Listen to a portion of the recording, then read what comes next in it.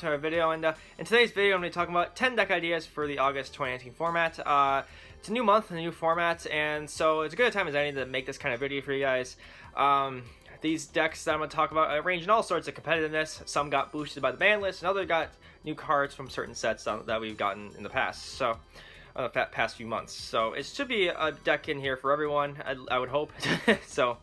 Let's get right into it. So the first deck I'm going to talk about is Clevefort's. Now Clevefort's got a new toy back, and that is Clefort Scout. The fact that Clefort Scout now is back to 3 gives this deck a new era of consistency, which is nice. It makes the deck be able to lock down the opponent way faster, and just all in all makes the deck strategy stronger, which is really nice. So it's also a pendulum deck, so you're obviously going to play off of that a little bit because if there's a pendulum, if you have a deck full of pendulums, then your resources never really truly go away, so you can always bring them back. So overall, really nice control deck going into this format, which I think could do something in the regional scene as well. So if you're looking for a somewhat competitive control deck that is honestly got some new toys back, Clevefort's might be that deck for you.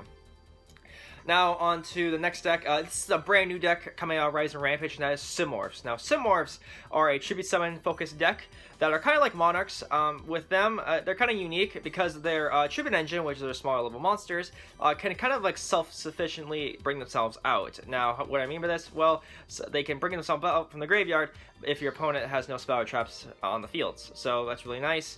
They can pretty much bring themselves out efficiently, and then their bigger level monsters can get summoned out pretty much faster from there. So it's nice. And also the big level boss monsters are really good as well. Some can negate spell or traps, and they can also, both of them can also like recycle themselves by bringing themselves back to hand. So that's really good as well. So overall, a pretty decently fun new deck for the TCG. I don't see this deck doing anything competitively just yet, but I feel if this deck gets a few more cards, I think this deck could maybe do something in the grand scheme of things in the future. But for now, it's pretty much merely a fun deck if anyone wants to try it, and it's honestly not that bad of a deck, a budget deck as well for any casual player looking to get into the game. So yeah. Now, speaking of tribute summon decks and Monarchs in general, Monarchs are on this list as well. They got a boost off the ban list because of Ether coming to 2, which is nice for the deck. It gives this deck a brand new way of getting to OTKs faster, which is nice. Though this deck can still brick, I will say that because Pantheism is still at 1, so there's always that looming over this deck. But the fact of the matter is they got Aether back, which gives the deck more power plays and just overall makes the deck stronger in general. So that's really nice. Combo that with Monarch Strongforth going to 3 a couple ban lists ago as well. You got yourself a pretty good fun deck for locals, and maybe if you're confident enough can take it to a regional every now and then. So yeah, another tribute summon deck if you guys are ever looking for a tribute summon deck, or you just get into a game you're looking for a budget deck, Monarchs is a really good fit for you, I would think. Now on to another deck that got boosted by the ban list, Insectors. Now Insectors got Dragonfly back to 2, which is nice, or was it 3? It may have been 2 or 3, but regardless, it's no longer at 1, so that's really nice for this deck and its consistency, because this thing is the combo enabler to make this deck get all its combo pieces out onto the field, so that's nice. Insectors are another kind of deck, though, I feel like aren't really going to be really competitive. They're kind of more geared toward, like, I think the local scene, if anyone's who are new to the game or just looking for a budget fun deck to try out at locals for a little bit, I feel like it's more geared towards them. So if you're looking for a budget deck, Insectors would be a good, fit for you, because they are just cool little combo deck that can kind of do some really cool equip shenanigans and just, you know, have some insane boards if they go off. So, but yeah. Next would have to be RiptotheEnd. RiptotheEnd is a deck that got a small piece of legacy support in Rising Rampage. They got one new card in RiptotheEnd Lamia, which is a new tuner, and kind of just helps facilitate the strategy of making your opponent's monsters go to 0 attacks. So, RiptotheEnd are probably the least competitive deck on this list, sadly, but I do feel that this is a really nice little pet project to anyone who is trying to pick up a challenge and just want to see if they can make the deck work.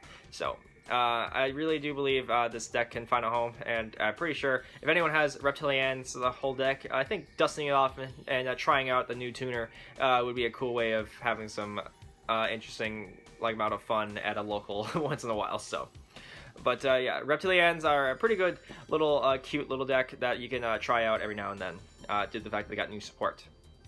Next, another deck that got some new support would have to be Yugioh. Yugioh's, they pretty much had, their whole deck was pretty good, and all, figured out, for the longest time until they got their new support in the Rising Rampage. Their new support kind of I don't want to say convolutes the strategy, or conflicts it, but regardless, new support is nice, so some of it must help the deck in some way.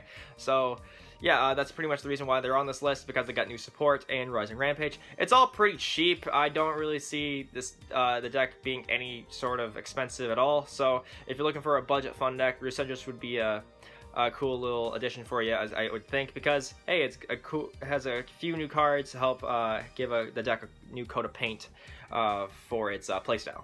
So. Next would have to be another new deck for the TCG, and that is Battle Wasps. Now, Battle Wasps I've talked about on the channel and the deck guide in the past, and they are like a really cool little deck, insect deck that is a synchro strategy, and they just came out of Battles of Legends. So overall, they're kind of like a burn strategy, a synchro strategy, which is interesting. They pretty much tried to kill the opponent with burn damage, and also just running over opponent's monsters. They're a really aggressive deck.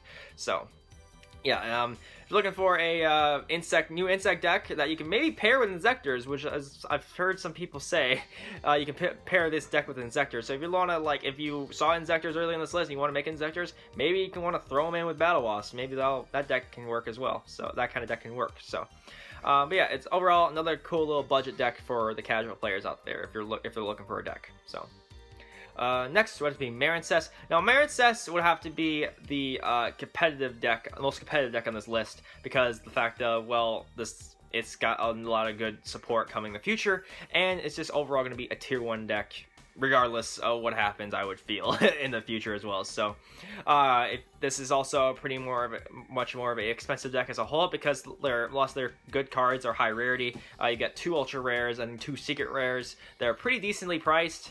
So if you're looking for, if you're a budget player, this might be not the kind of deck for you. But if you're a kind of like a meta player and looking for the next good tier 1 deck, this might be the kind of deck for you, because of the fact of, well, it's gonna get new support in the future, and it's overall not that bad of a archetype to work around. So I really do feel I really do have high hopes of this deck in the future, because of the fact of, well, it's going to be tier 1 and it's probably going to be topping events. So, and you can pair it with a lot of different archetypes as well. You can pair it with frogs. You can just go pure with it as well. So there's a lot of flexibility with it as well. So, which is really nice.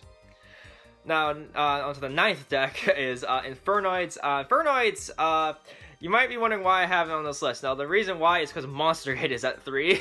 That's pretty much the main reason. And honestly, I feel this deck is a really big sleeper deck going into this format. Why do I say this? Well, you can pair it with Lair of Darkness, which is really which has been a deck that's been out for a while.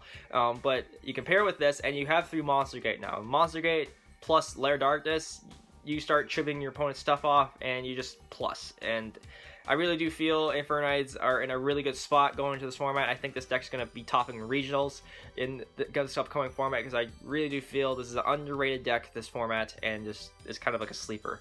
So that's just my take on it. Maybe I'm overhyping the deck or something, but overall, I really do feel if you're into Infernoids and you if you're kind of reinvigorated with a deck because of the ban list of Monster going to 3, I really do feel just play this deck with Lair of Darkness, and you have yourself a pretty okay deck going into regionals, I would say.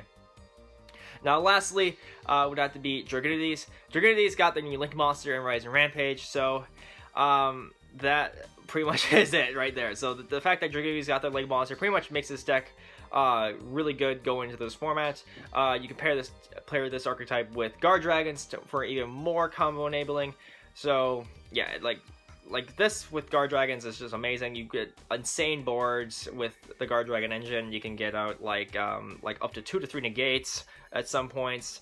So that's really nice to see. I really do feel this deck can do some good things in this format just because of that. So, but yeah. Other than that, that's it for this list. That's my 10 decks for you guys. I hope some of these caught your eye. I hope I explained like why these are on my list pretty okay. sorry if I was like kind of all over the place in this list. I'm sorry. I apologize.